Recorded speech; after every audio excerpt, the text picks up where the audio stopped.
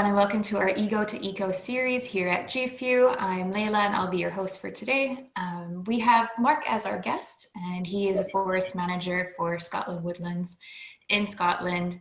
And he's very passionate about trees, everything that is green and stands on this planet as nature. So Mark, could you tell us a little bit more of the state of our forests today?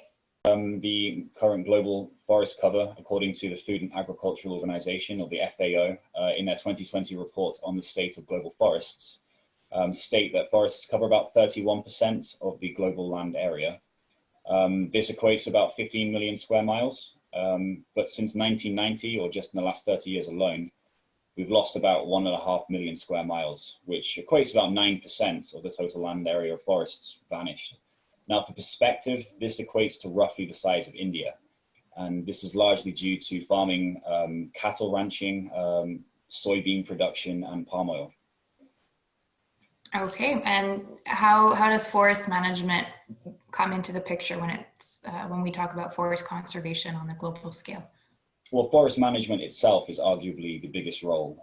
It deals with the logistics of forest operations, the design of forests, and the projection of the forests for the future. And it can be broken down into two categories. The first is commercial forestry, which is the procurement of timber products. Pine is the largest product that's procured from these forests at the moment. Pine is classed as a hardwood, and it's used for housing, it's used for various infrastructure like scaffolding. Whereas you also have softwoods, so that's more woods like oak, which is used for furniture. The second category is conservation forestry, which is the preservation of succession.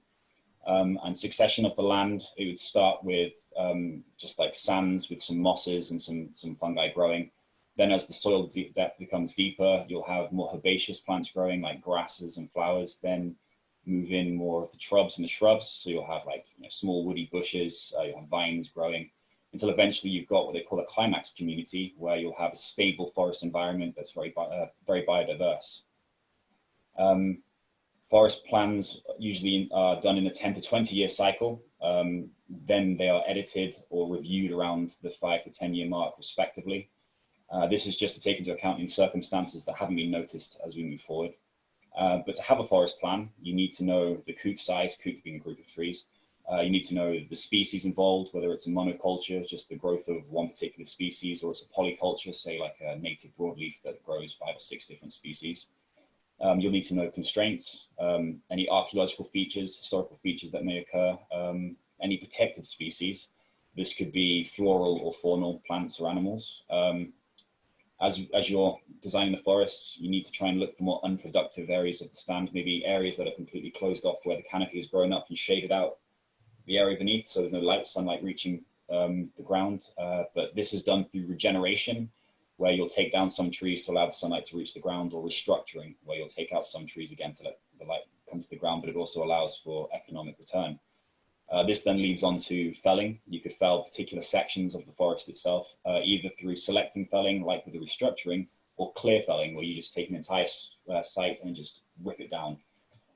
This can be done to create economic income for the landowner themselves, or to continue conservation projects within the forest. And finally, population control is a massive one. The control of invasive species, be them floral, such as rhododendron. Here in the UK, we have a big issue with rhododendrons, a non-native species that grows incredibly well in this environment. Very aggressive, grows very quickly, and shades out the understory, which prevents anything else from growing up underneath it. Or, for example, animals that may be deemed as invasive, such as deer, as they come in and then destroy the new growth of plants.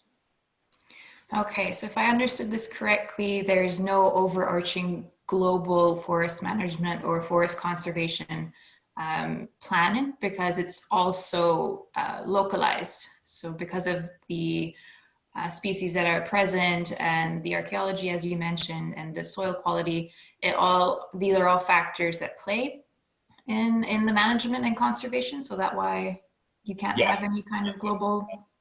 There's also language barriers, there's different legislation. It's also, like you just mentioned, it's very bespoke. It comes down to the hydrology of the land, the type of soil that we're dealing with, particular species that are growing, the climate itself, whether it's upland or lowland, the soil retention. There's various different factors. Primarily, it's down to legislation at the moment, though. And also there are various other silvicultural systems. So there'll be like clear felling, as I mentioned, you just grow monoculture stand and rip it down purely for the money. Or you'll have a system where it's continuous cover forestry, which implies that there's always a canopy, there's always trees standing. So you'll go in and you'll do select felling. You'll pick the best trees to take down, wait a few years, then find the best trees again to take down. And this ensures that the land hydrology isn't affected, and also ensures that there's still room for biodiversity beyond the trees themselves. Okay, so in your opinion, what would be the greatest challenge in forest management? So this is an interesting one, and thinking about this, it comes down to two different approaches. The first one, that's like first big challenge, is the expansion of civilization and resource acquisition. So as our civilization is expanding and our population is growing, so are our rail systems, so are our road systems, so are power grids. And a lot of these are run through forests. So one of the jobs that I have with my job for Scottish Woodlands is, as the power lines are running through these forests, you have to clear 20 meters either side. It's called a wayleave, and it's just to prevent any trees that may fall over from hitting the power lines or derailing trains or hitting cars.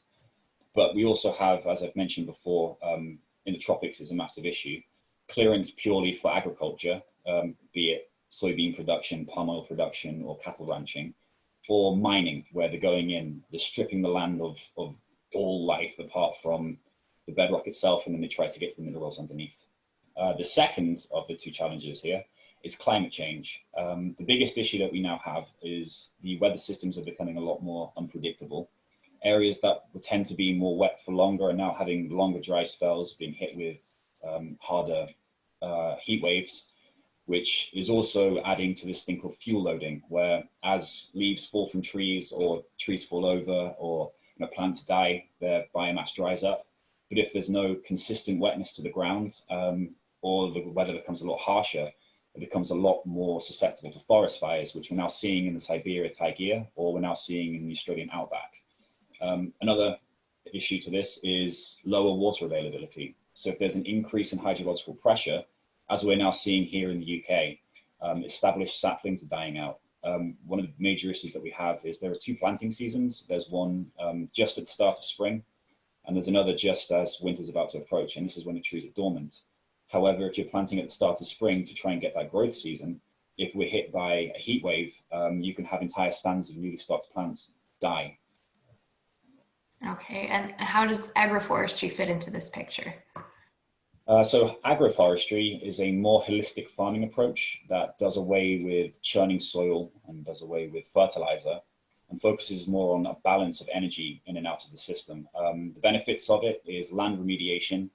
It increases soil fertility, and it's done through an approach using polycultures. Now, there's three concepts that are used in agroforestry. The first, as I said before, is the polyculture, which is the growth of multiple species, as opposed to monoculture, which is just the growth of one. So you'll have, for example, several different species of a tree, or with monoculture, you'll have a field of wheat, or you'll just be growing tomatoes, and it's only that one species that's growing.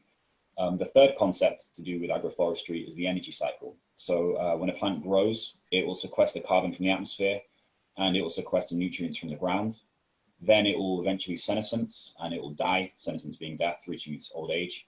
But as it dies, it stays in the environment. So the carbon then becomes biologically available, and the nutrients that it's managed to achieve from the ground then becomes biologically available. This leads to nutrient and carbon retention.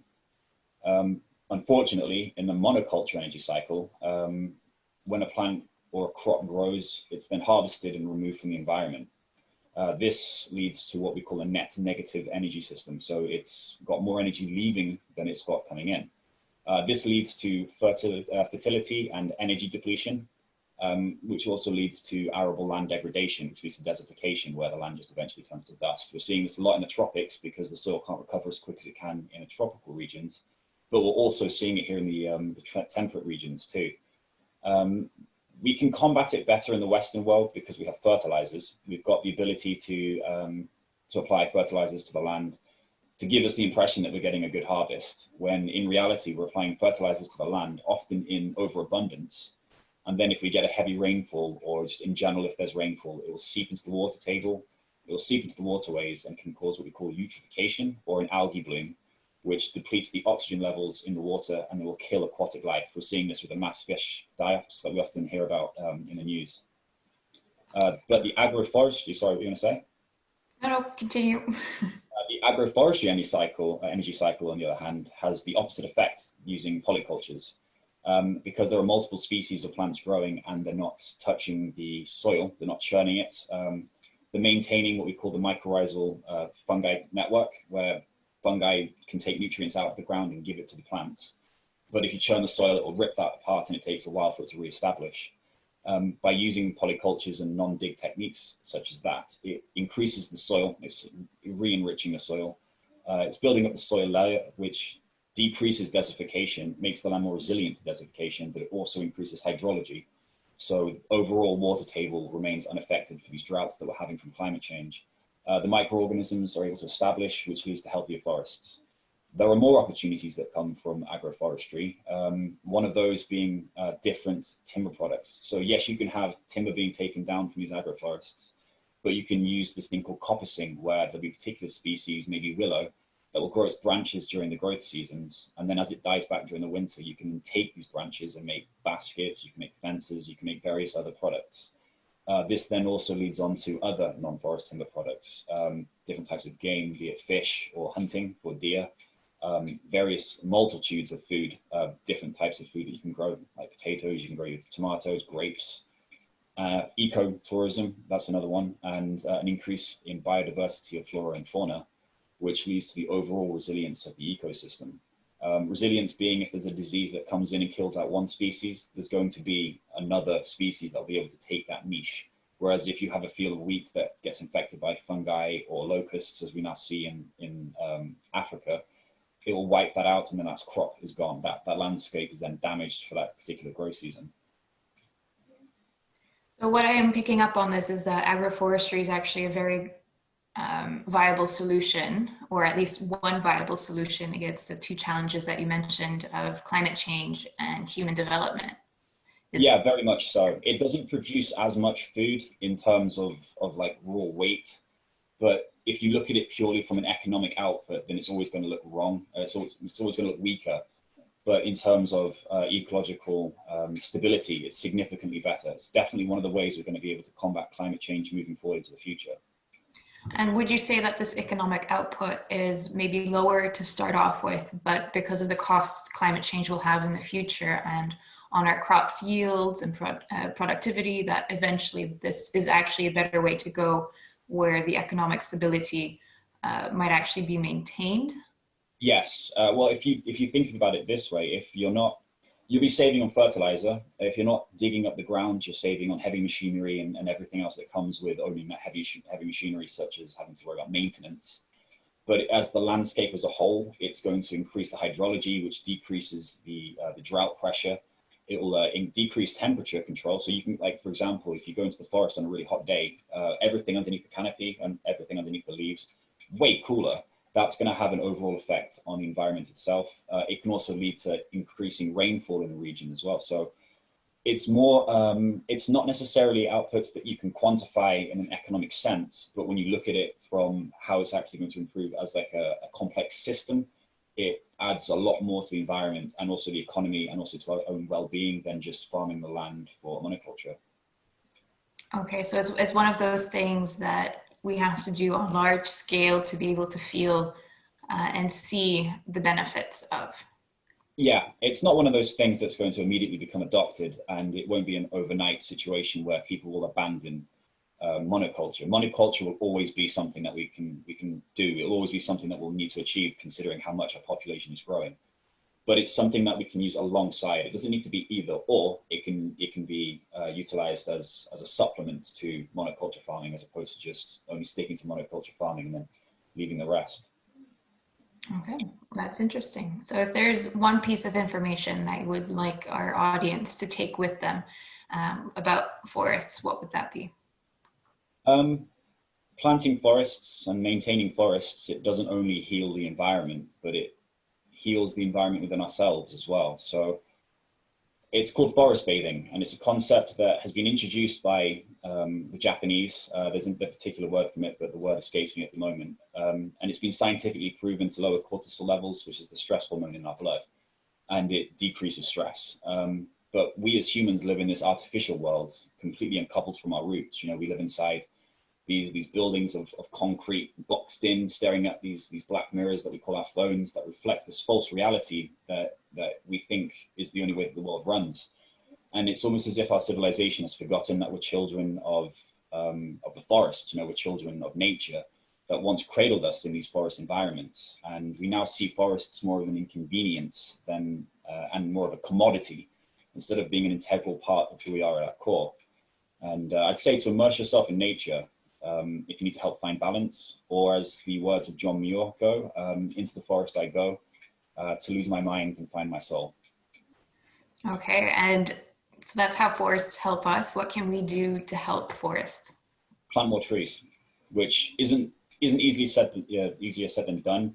But you can look at the chain of custody. You can look for things like FSC here in the UK, which is like the Forest Standard Commission. Like, they're looking to make sure that trees are sourced environmentally friendly. You can do the same for your food products. You can do the same for your toothbrushes. You know, almost anything now has a chain of custody to it. There's this one website called teamtrees.org. If you don't have the ability yourself to plant trees, you can pay other people to do it yourself. I think as of earlier today, they've planted they've facilitated the planting of over 200 million trees. Okay. Wow. And do you happen to know where their projects are located? You know, how can people sign up to this? It's a website, so you go straight to the website, sign up. You can pay through PayPal, various other banking schemes. Bitcoin, I believe you can pay through that as well. And their projects span worldwide. Perfect. So everyone can participate and feel at home there. That's exactly, great. Yeah. So thank you very much for your time, Mark, and I hope we can invite you again in the future. My pleasure. Thank you.